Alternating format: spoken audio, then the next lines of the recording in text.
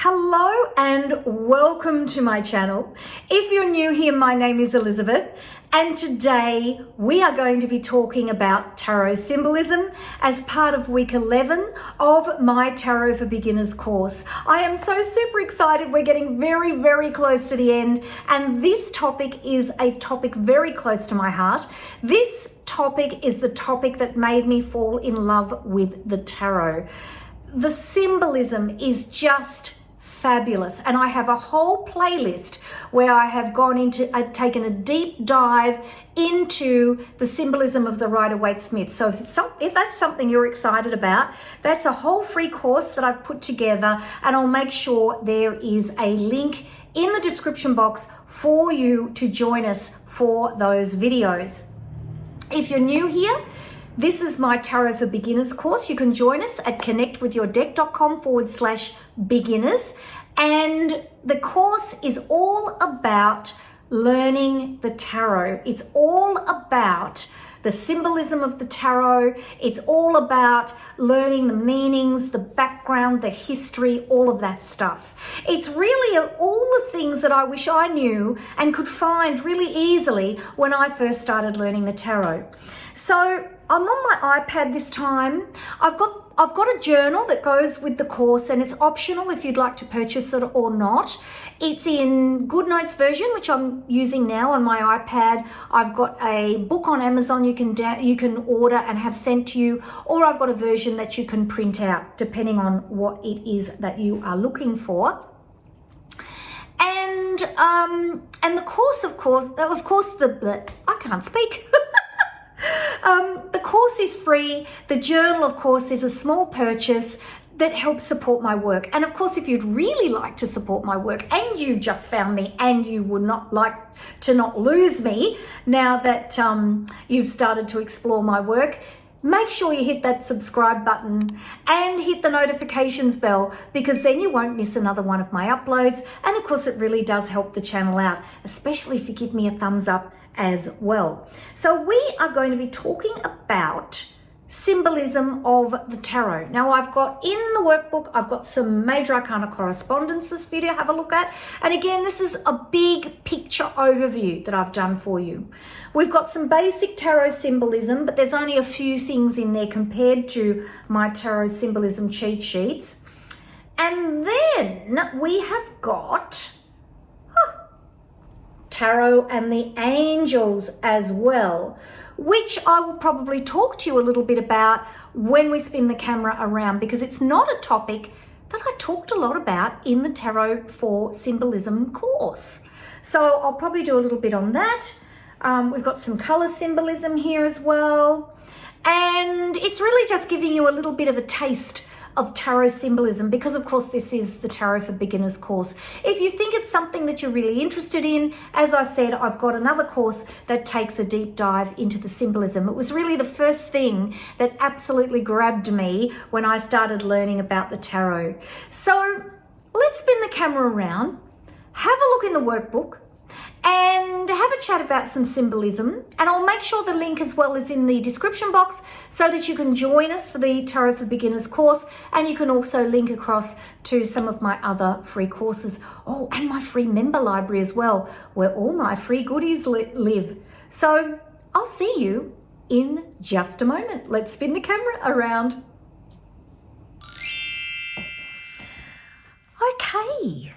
So today we are going to talk about symbolism of the tarot. Now, I have done, for those of you who are new to my channel, I have done a whole series on the symbolism of every single tarot card.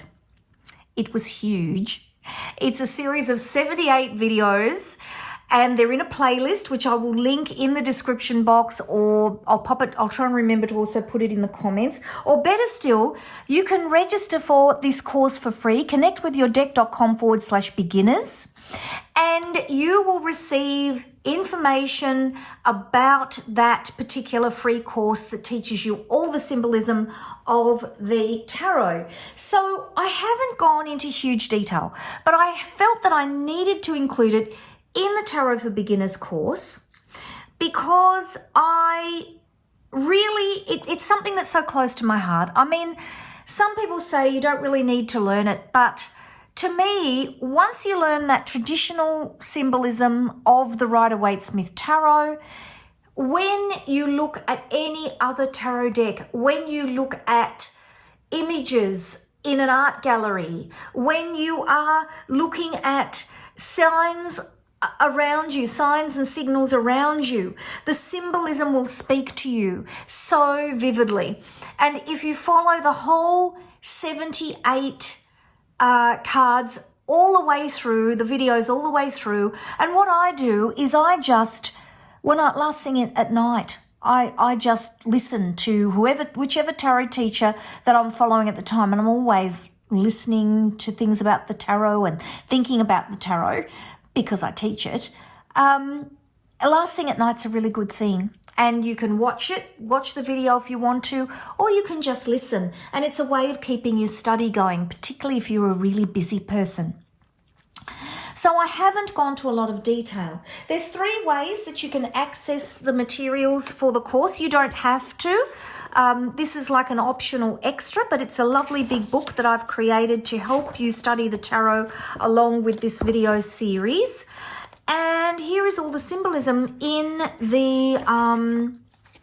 the printed journal that you can purchase on Amazon if you want a book in your hands. If you want to print out and bind and write all over it, that sort of thing, there's this version. And of course, there's the version in my iPad that's made for GoodNotes, or if you're on a tablet and you're in a Windows system and you're using Noteworthy, the PDF will work with that. It's just a PDF that I've put together with internal hyperlinks that enables you to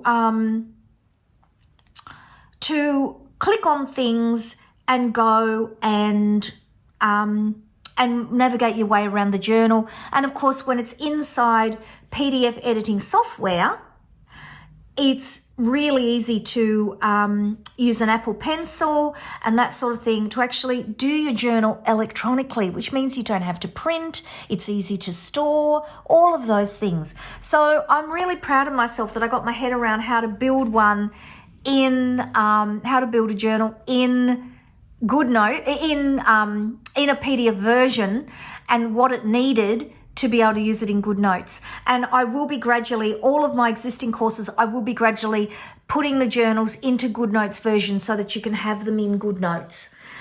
So let's have a look at symbolism. Before I do, if you want to register for the challenge, connectwithyourdeck.com/beginners. Now, hopefully this link will take you somewhere.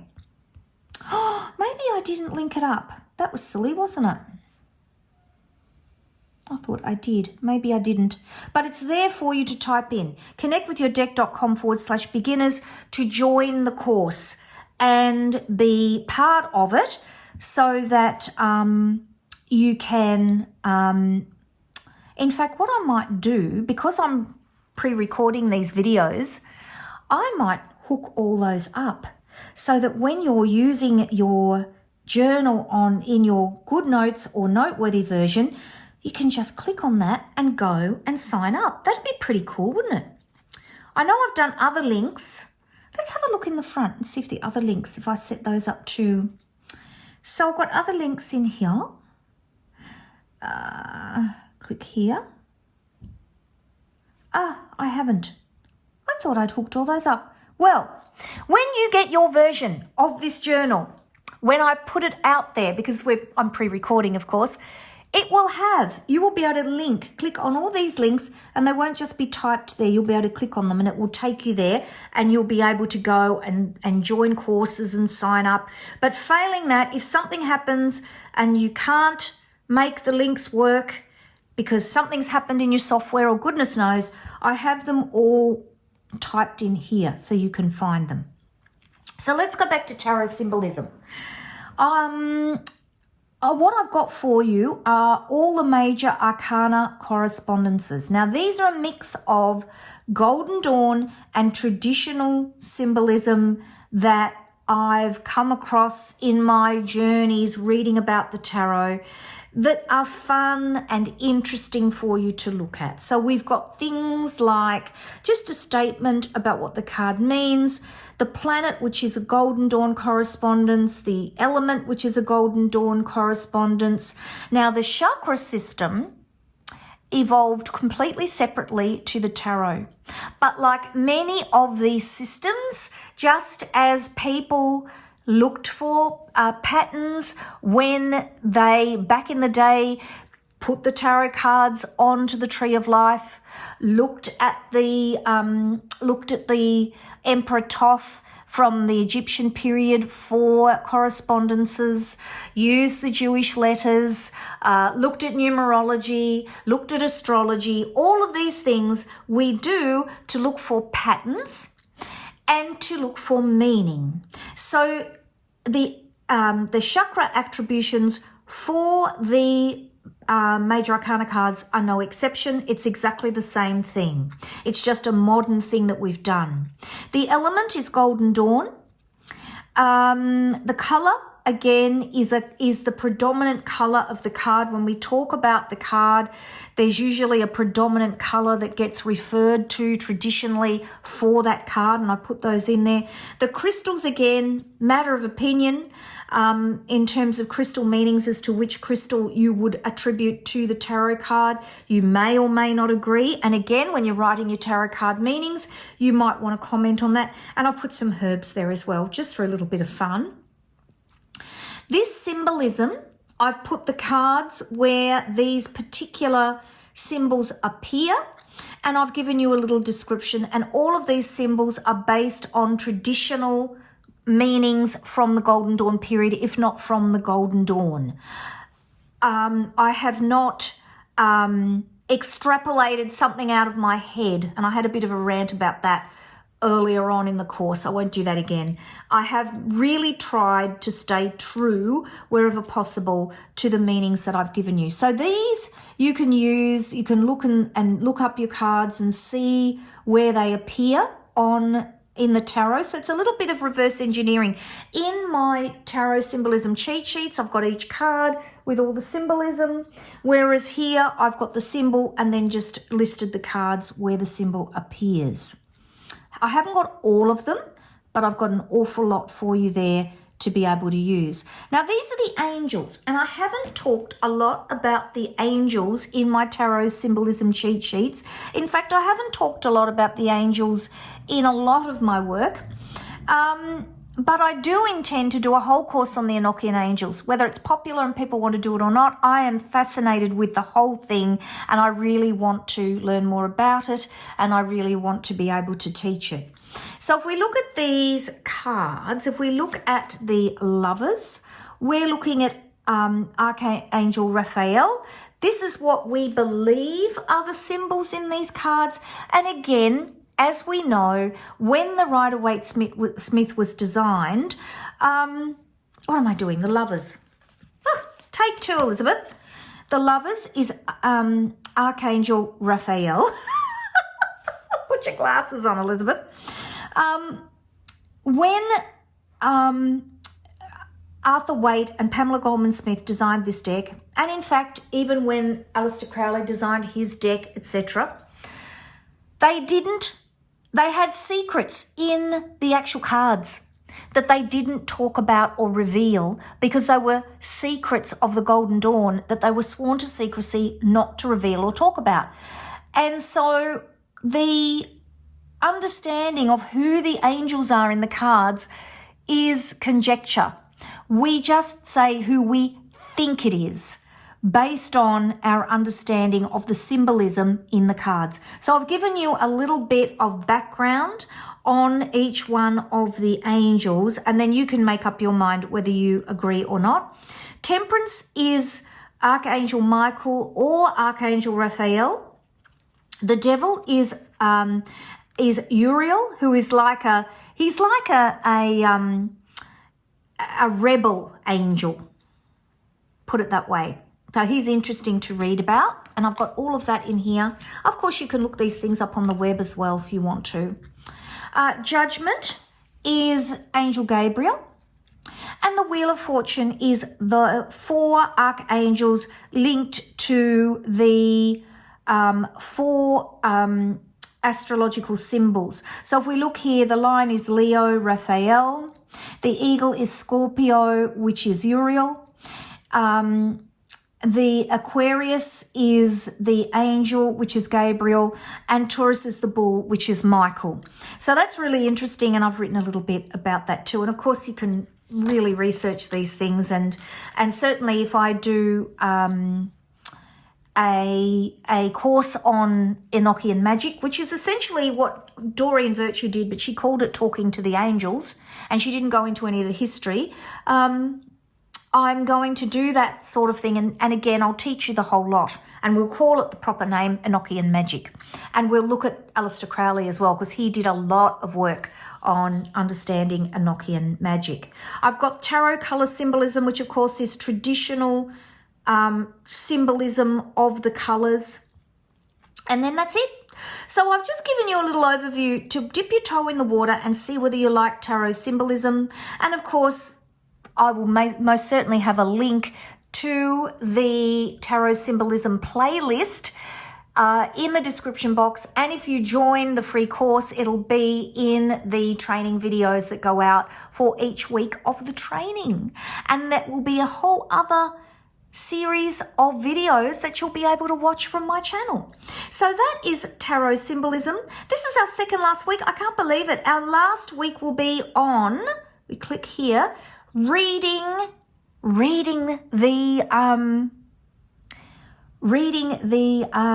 tarot, and we are going to